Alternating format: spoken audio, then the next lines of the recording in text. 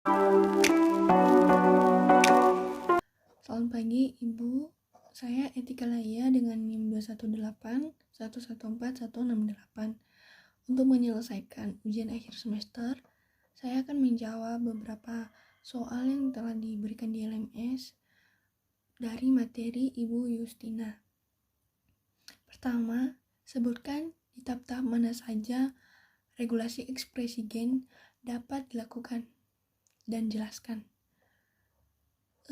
Pengaturan atau regulasi atau kontrol ekspresi gen sel-sel bakteri dilakukan pada tahap-tahap inisiasi transkripsi, sebagaimana gen-gen prokaryotik umumnya dilakukan.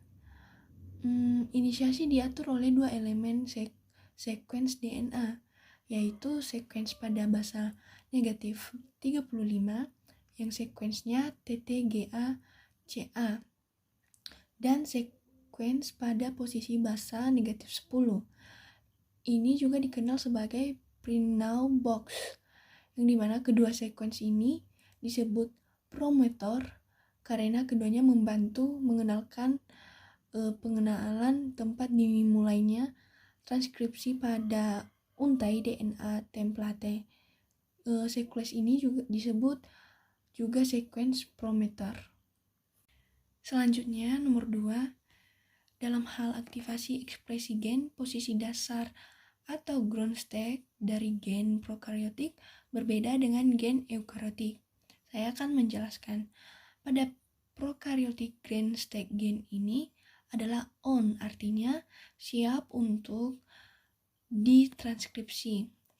Jika ada protein represor, transkripsi terhambat. Sebaliknya, pada sel eukaryotik, ground state-nya off, artinya tidak siap ditranskripsikan. Protein regulator ini diperlukan untuk mengubah posisi off jadi on, maka gen siap ditranskripsikan.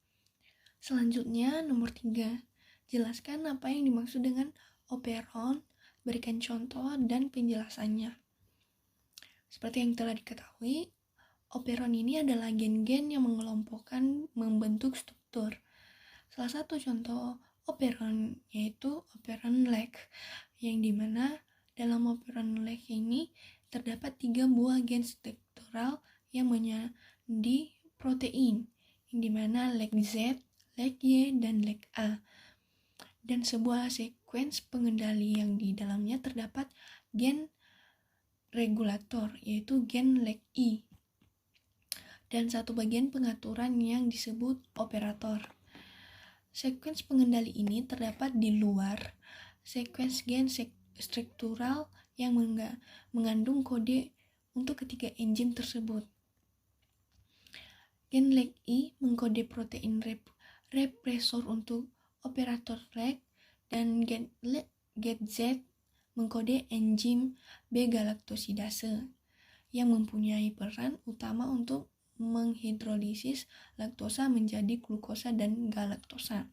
Sementara gen LEG Y mengkode permease yang meningkatkan permeabilitas sel terhadap B-galaktosidase. Sementara gen LEG A mengkode enzim transetilase. Selanjutnya, nomor 4, bagian A. Apa yang terjadi pada regulasi operon tritofan dalam sel mengekspresikan bentuk muatan dari TRP represor? Yang pertama, terdapat diberikan dengan DNA, kedua, terdapat mengikat tritofan, atau ketiga, berikatan dengan DNA walaupun tidak ada tritofan. Jadi, regulasi operon tritofan ini merupakan repressible operon yang otomatis nyala atau on, meskipun tidak berkaitan dengan DNA. Tetapi ada asam amino tritofan yang berfungsi secara CO-represson, sehingga akan terjadi tritofan kompleks CO represor atau represor yang mengikat bagian operator dan mencegah pengikatan RNA polimerase terhadap promotor atau akan mematikan operon secara otomatis sehingga tidak terjadi transkripsi. Jika operon tritofan tidak dapat mengikat tritofan, maka protein represor akan dilepas oleh operon sehingga memungkinkan transkripsi untuk terus berjalan. Ketika tidak dapat berikatan dengan tritofan, maka represor berada dalam konformasi tidak aktif dan tidak dapat mengikat daerah operator sehingga transkripsi tidak dihambat oleh represor gen yang on. Jika operon triptofan dapat berikatan dengan DNA, walaupun tidak ada tritofan, maka proses transkripsi tidak dapat berlangsung atau gennya off. Selanjutnya bagian B, apa yang akan terjadi pada skenario 1, 2, dan 3 itu apabila sel sebagai tambahan memproduksi protein TRP represor normal dari gen kedua yang normal. Jadi, jika sel menghasilkan protein tritofan represor normal dan gen kedua yang normal, maka represor akan berikatan ke operator dan memblok perlekatan RNA polimerase ke promotor sehingga mencegah transkripsi gen.